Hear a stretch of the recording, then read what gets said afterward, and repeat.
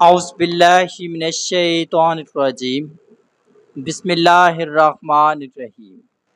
اللہم صلی علی سیدنا و مولانا محمد وعلی آل سیدنا و مولانا محمد وبارک وسلم وسلم۔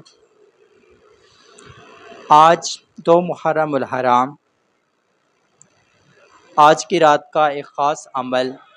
بہت سارے مسائل اور مشکلات کے خاتمے کے لیے، جن میں سب سے زیادہ ایمان کی حفاظت اور اپنے عقائد کی حفاظت کا ذکر ہوگا۔ آج ہم 2 باتیں کریں گے، ایمان کی حفاظت اور عقائد کی حفاظت کرنے سے انسان کو کیا کیا انعامات ملتے ہیں۔ عقائد اور ایمان۔ عقائد کا مطلب کہ آپ کا ایک عقیدہ ہے کہ یہ چیز ایسے ہونی چاہیے، اور اگر وہ ایسی نہیں ہوتی تو آپ اپنی بات کے اوپر قائل رہتے ہیں کہ یہ چیز ایسے ہی ہونی چاہیے، کیونکہ آج کا دور ہے، شریعت کو ہم لوگوں نے تقسیم کاری میں داخل کیا ہوا ہے۔ حالات و حاضرات کے مطابق ہم شریعت کے اندر ترامیم شروع کر دیتے ہیں، تو جو عقیدہ ہے وہ ہمیں اس چیز کا احساس دیتا ہے کہ یہ چیز ایسے کبھی نہیں ہو سکتی، یہ ایسے ہی رہے گی۔ تو اسی طرح سے ایمان ایک ایسی ہماری کیفیت ہے جو ہمیں اس چیز کا احساس دیتی ہے کہ یہ ہم جائز کام کرتے ہیں، یہ ہم ناجائز کام کرتے ہیں، یہ کام ہمارے لیے بہتر ہو سکتا ہے یا یہ کام ہمارے لیے بہتر نہیں ہو سکتا، یہ کام اللہ تعالیٰ کی طرف سے حکم دیا گیا ہے اور اس کام کا حکم روکا گیا ہے، تو واضح ہے کہ ہم نے اس کام کی طرف نہیں جانا۔ اب ہم نے بات کرنی ہے اس مسئلے کو کس طریقے سے ہم نے فائنل کرنا ہے، اور اس کے بعد ہمیں انعامات کیا ملیں گے جب ہم ان دونوں چیزوں کے اوپر خود کو قائل کر لیتے ہیں۔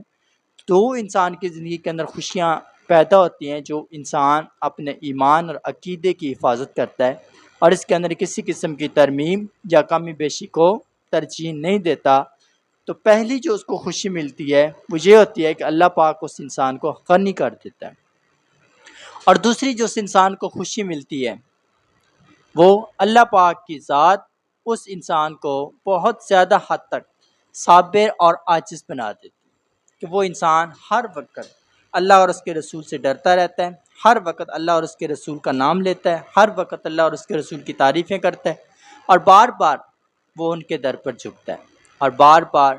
التجائیں کرتا ہے، بار بار مغفرت کی دعائیں کرتا ہے۔ اس کے اندر اپنا نفس مرا ہوا ہوتا ہے، اور وہ انسان کسی بھی قیمت اپنے نفس کی آواز کو سننا مناسب نہیں سمجھتا، بلکہ وہ ایمان اور اپنے عقیدے کی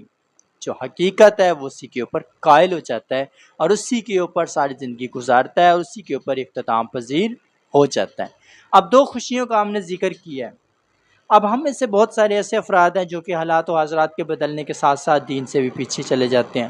اگر ایک چیز ہم نے عمل کیا مقصد کے حل کے لیے، وہ نہیں ہوا تو ہم نے عمل چھوڑ دیا، ہم نے اس چیز کو بھی چھوڑ دیا، ہم نے نماز پڑھنا بھی چھوڑ دی، دعا مانگنا بھی چھوڑ دی۔ تو ہمارے اندر ترمیم ہمارے خواہشات کے مطابق پیدا ہوتی ہیں، جو خواہش ہماری پوری ہوئی تو ہمارا رجوع جو ہوگا وہ بڑھتا جائے گا، اور جو خواہش ہماری پوری نہیں ہوگی تو ہم خود بخود اللہ اور اس کے رسول کی ذات سے بھی پیچھے ہوتے جائیں گے۔ اب ہم نے 2 باتیں سمجھانی ہے یہاں پر کہ کس طریقے سے ہم نے اپنے ایمان کو قائم رکھنا ہے اور اپنے عقیدے کو قائم رکھنا ہے۔ اس کے لیے ایک ہم ذکر کرا خلاصہ پیش کریں گے اور ایک خاص عمل پیش کریں گے کہ جس میں ہم مکمل طور پر شریعت کی حد کے اندر بھی رہ سکیں، ایمان کی حالت میں ہی رہ سکیں اور اپنے عقائد پر کامل ایمان رکھ سکیں، کامل یقین رکھ سکیں اور انہی کے اوپر قائم و دائم رہ جائیں۔ پہلا جو ذکر ہے جو اس کے لیے کرنا بہت زیادہ ضروری ہے، تو زبان کے اوپر ہر وقت چلتے پھرتے بسم اللہ الرحمن الرحیم ان اللہ علی کل شیء قدیر، یہ کلام آپ کی زبان پر چلتے پھرتے جاری رہنا چاہیے۔ یہ ایسا ذکر ہے جو کہ آپ کے دل کو اللہ اور اس کے رسول کے احسانات کی طرف راغب کرے گا اور آپ ان کو ماننے کے لیے تقویت پائیں گے، اور بار بار آپ رب کا شکر ادا کریں گے کہ اللہ نے آپ پر احسان کیا، اللہ نے آپ پر اپنی رحمتیں کی، اپنی قدرت سے اپنی خاص شفقت کی اور آپ کو ہر وقت خوشحالی اور برتری دی اور آپ کی عزت میں آپ کی قدر میں اضافہ کیا۔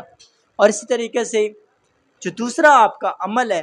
کہ آپ نماز عشاء کے بعد اپنے رب کی ذات کے لیے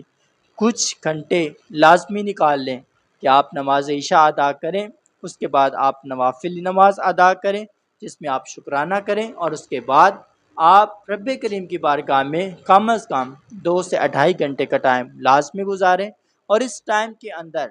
آپ ایک ذکر کو جو پہلے آپ کو بتایا گیا اور یہ عمل لازمی کریں، اور یہ عمل ہے سورہ کوثر کا، اور اس عمل کو آپ کم از کم 2 گھنٹے کریں، اور کچھ دیر آنکھیں بند رکھیں، کچھ دیر آنکھیں کھولیں، کچھ دیر آنکھیں بند رکھیں۔ اسی طریقے سے آپ کم از کم اس عمل کو 2 گھنٹے کا ٹائم لازمی دیں، تاکہ آپ کے اندر جتنی بھی نفرت ہے،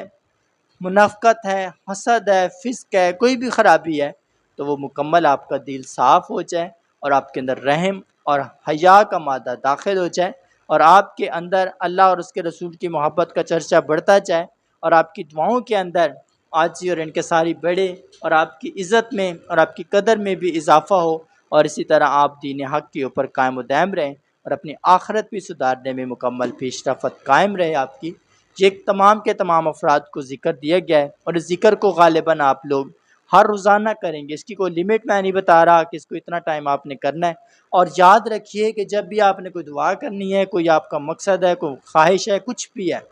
جب آپ نے